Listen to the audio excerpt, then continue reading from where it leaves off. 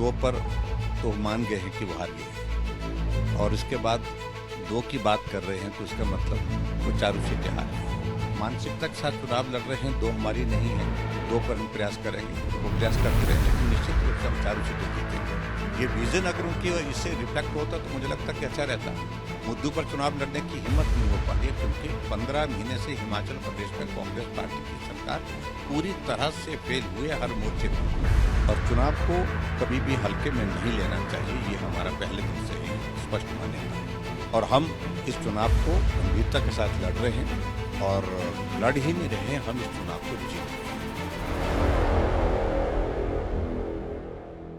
We are joined by former CM of Himachal Pradesh and leader of opposition in Himachal, Jairam Thakur.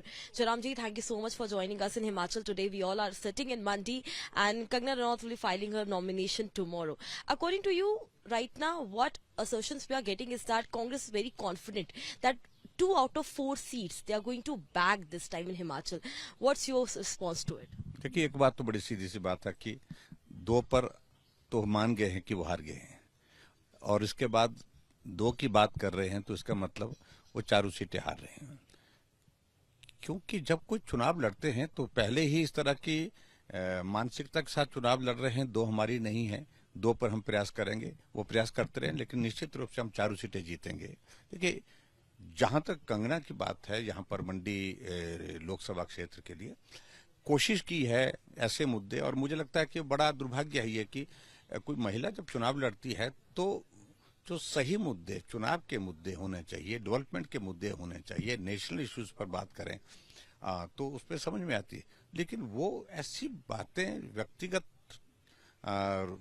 रूप से जिनको जलील किया जा सकता है, ऐसी बातें कहना, अपमानित करने वाली बातें, वो बातें कहना जो चुनाव के मुद्दे ही नहीं है।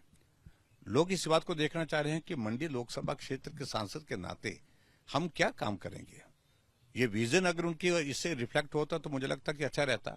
मुद्दों पर चुनाव लड़ने की हिम्मत नहीं हो पा रही है क्योंकि 15 महीने से हिमाचल प्रदेश में कांग्रेस पार्टी की सरकार पूरी तरह से फेल हुई है हर मोर्चे पर और इसलिए जब मुद्दा उनके पास नहीं तब ऐसी चीजों पर वो फोकस करके जो है चुनाव लड़ने की बात करनी है। जयराम जी, आप भी मंडी से आते हैं, आपका निवास स्थान है यहाँ पर, कंगना रनौत यहाँ से कैंडिडेट हैं।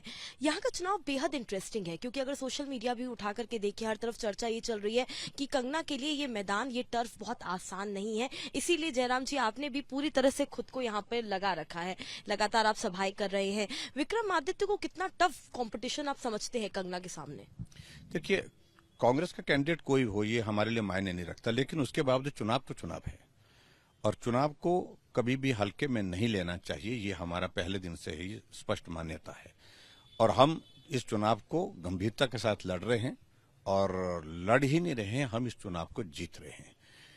कांग्रेस पार्टी की देखिए आप हालत देखिए, कांग्रेस पार्टी की ओर से कैंडिडेट पहले कहा कि प्रतिभा सिंह कैंडिडेट होगी, जो विक्रम सिंह की माता जी हैं, यहाँ की सांसद हैं, उपचुनाव में जीती थी वो, और उसके बाद ऑल ऑफ ए सडन जो है कि उन्होंने कहा कि मैं चुनाव कैसे लड़ूंगी, काम तो हुए नहीं, लोगों के हमारी बात नहीं सुनी, हमको बार बार जलील किया गया। ऐसी सूरत में लोगों के बीच में जाकर के हम कैसे समर्थन लेंगे। सांसद निधि से तो चुनाव नहीं लड़ा जा सकता, ना जीता जा सकता, वो तो चुनाव से निकल गई। लेकिन हैरानी इस बात की है कि बेटा चुनाव लड़ रहा, उनको जो हिमाचल प्रदेश में मंत्री हैं और मंत्री होते हुए उनका परफॉर्मेंस 15 महीने का सिर्फ बोलने के सिवाय, बातें बहुत बड़ी बड़ी बातें करने की, मेरा विजन ये है, मैं उनका बेटा हूं, मैं ये करता हूं, मैं वो करता हूं, मैं ऐसी बातें करते हैं। लेकिन हकीकत बहुत अलग है, बहुत अलग है और जिसमें वो एक बार नहीं, सारा जो कामकाज की दृष्टि से लोगों ने उनको देखा है कि जमीनी हकीकत है कि वो कुछ भी नहीं कर पाए हैं। आपने सुना भी होगा, विक्रमादित्य ने खुद थोड़े दिनों पहले ये बात कही थी कि कंगना रनौत एक मैच्योर पॉलिटिशियन नहीं है, वो कुछ भी बोलती है, उनको मंडी की समझ नहीं है। जब आप इस तरह के एलिगेशन सुनते हैं कंगना को लेकर के या रिस्पॉन्स सुनते हैं कांग्रेस की तरफ से, तो आपके जहन में पहली बात क्या?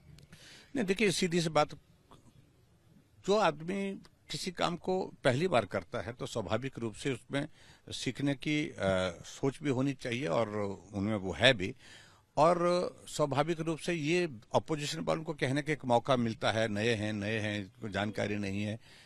लेकिन आपको तो जानकारी है, विक्रमादित्य जी, आपको तो जानकारी, आप तो वर्षों से, आपका तो पूरा खानदान राजनीति में वर्षों से है, लेकिन आप जिस तरह की ऐसी बातें करते हैं जिस पर जग हंसाई हो रही है आपकी, और आज एक बार नहीं अनेकों बार जिन मुद्दों पर आपने बात की उन बातों को ना लोगों ने गंभीरता से लिया, और जो बातें आपने कही वो जमीनी हकीकत से कोसों दूर है।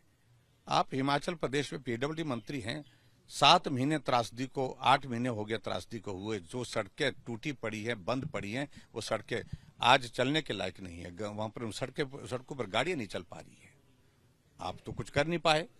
और ऐसे में आपने ही कहा कि यहाँ काम करने की स्वतंत्रता नहीं है। आप एक सड़क का उद्घाटन करने के लिए आते हैं, मुख्यमंत्री आपके एक्शन की एक्सप्लेनेशन कर देते हैं कि मुझसे पूछे बिना आपने उद्घाटन कैसे कर दिया।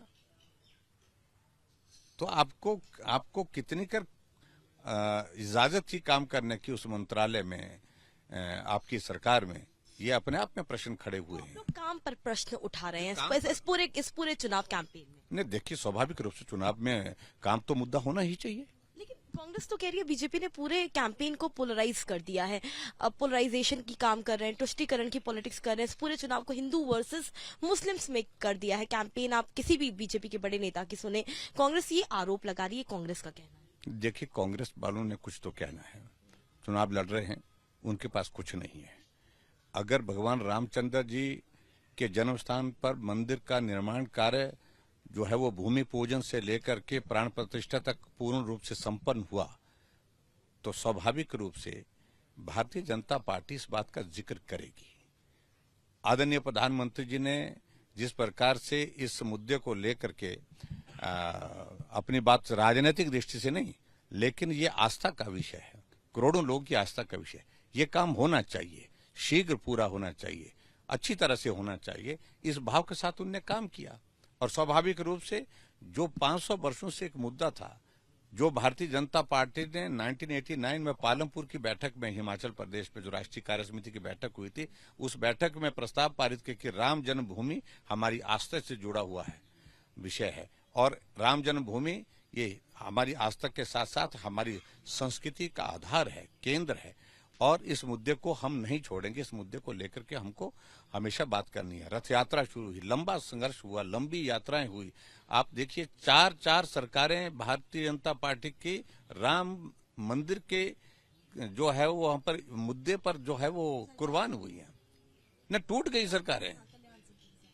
सरकार चले गई थी, हिमाचल की सरकार चले गई, राजस्थान की सरकार चले गई, उत्तर प्रदेश की सरकार चले गई, मध्य प्रदेश की सरकार चले गई थी उस वक्त। तो हमने तो कुछ नहीं किया, लेकिन जो कांग्रेस ने किया इस मुद्दे को लेकर हमेशा राजनीति की, और राम का नाम लेते ही वो जिस प्रकार से राजनीतिक प्रतिशोध के साथ काम करने की कोशिश करते हैं, वो उनको महंगा पड़ रहा है, इतनी बात जरूर है। तो राम मंदिर आपके अनुसार मुद्दा है, हिमाचल में भी क्या मुद्दा है राम मंदिर? देखो, राम मंदिर मुद्दा स्वाभाविक रूप से, क्योंकि लोगों की आस्था का, करोड़ों लोगों की आस्था का विषय है। जब आस्था को चोट पहुंचती है तो स्वाभाविक रूप से पीड़ा होती है। जब आस्था का सम्मान होता है तो सब लोगों के आनंद की अनुभूति होती है, और स्वाभाविक रूप से नरेंद्र मोदी जी ने आस्था का सम्मान किया है, और मंदिर का कार्य पूर्ण होने के बाद वहां पर प्राण प्रतिष्ठा का काम जब पूरा हुआ, तो स्वाभाविक रूप से नरेंद्र मोदी जी के प्रति भी सम्मान का विषय लोगों के दिल दिमाग में बढ़ा है। जयराम जी, का आखिरी सवाल, आप एनडीए का या बीजेपी का कितना नंबर आप एक्सपेक्ट कर रहे हैं 2024 में, और हिमाचल में क्या उम्मीद कर रहे हैं कि चारों सीट भाजपा के खेमे में आएगी? देखिए, जहां हिमाचल प्रदेश की अगर मैं बात कहूं, हिमाचल के संदर्भ में तो हम कह रहे हैं कि 2014 में 4 सीटें जीते, 2019 में 4 सीटें जीते, और पूरे देश में सबसे ज्यादा वोट शेयर के साथ जीते, 69% वोट शेयर लिया, और हिमाचल की 68 सीटों पर हमें जीत हासिल की थी। और 2024 में भी हम 4 सीटों पर जीतेंगे, निश्चित रूप से जीतेंगे। ये कुछ भी कहें कांग्रेस के लोग, हिमाचल में भले कांग्रेस की सरकार है, और हम कांग्रेस की सरकार में 2014 में भी 4 सीटें जीते थे। ये मंडी लोकसभा में वीरभद्र सिंह जी की पत्नी चुनाव लड़ी थी, प्रतिभा सिंह जी, उस वक्त वो मुख्यमंत्री थे, वो भी हार गई थी। और जहां देश की अगर बात कहें तो मेरे देश में तो एक ही बात को लेकर कहता हूं कि हमारा एनडीए का टारगेट जो है वो अब की बार 400 पार। लेकिन विपक्ष तो कह रहा है कि 3 फेज हो चुके हैं, 4था चरण भी हो गया, कह रहे हैं कि आसार बीजेपी के 400 पार वाले नजर आ नहीं रहे। देखिए, स्वाभाविक रूप से उनके पास इसके सिवाय कहने के लिए कोई रास्ता नहीं है। आप पूरे देश के अगर सर्वेक्षण देखें, सर्वे जो आ रहे हैं, फीडबैक जो आ रहा है, उसमें ये आंकड़ा हमारे जो निर्धारित किया है, एक टारगेट किया है, 400 पार का नारा दिया है, हम उसके करीब पहले से ही दिख रहे हैं। और कांग्रेस पार्टी तो संघर्ष करते हुए 40 पार हो जाए, इसके लिए संघर्ष कर रही है। तो इसलिए स्वाभाविक रूप से उनकी चिंता है, वो बौखलाहट में है, इसलिए भाजपा की, बीजेपी की हर बात का वो विरोध करने के लिए लगे रहते हैं। So this former CM of Himachal Pradesh, Jairam Thakur, where he clearly expresses that the win of BJP in the 4 seats of Himachal Pradesh is all set, and not only in Himachal but in country, BJP is going to cross 400 mark, which already BJP has said that NDA will be 400 par, and this time the elections are not going to be easy. But yes, all the BJP leaders are on ground, whether it's Mandi, Shimla, or the other Lok Sabha constituencies. Harsha Chandwani along with video journalist Hitesh for Republic TV from Mandi. 2 पर तो मान गए हैं कि वो हार गए, और इसके बाद 2 की बात कर रहे हैं, तो इसका मतलब वो 4 सीटें हार गए। मानसिकता के साथ चुनाव लड़ रहे हैं, 2 हमारी नहीं है, 2 पर हम प्रयास करेंगे, वो प्रयास करते रहेंगे, लेकिन निश्चित रूप से हम 4 सीटें जीतेंगे। ये विजन अगर उनकी इससे रिफ्लेक्ट होता तो मुझे लगता कि अच्छा रहता। मुद्दों पर चुनाव लड़ने की हिम्मत नहीं हो पाती, क्योंकि 15 महीने से हिमाचल प्रदेश में कांग्रेस पार्टी की सरकार पूरी तरह से फेल हुई है हर मोर्चे पर, और चुनाव को कभी भी हल्के में नहीं लेना चाहिए, ये हमारा पहले दिन से ही स्पष्ट मान्यता है। और हम इस चुनाव को गंभीरता के साथ लड़ रहे हैं, और लड़ ही नहीं रहे हैं, हम इस चुनाव को जीत रहे हैं।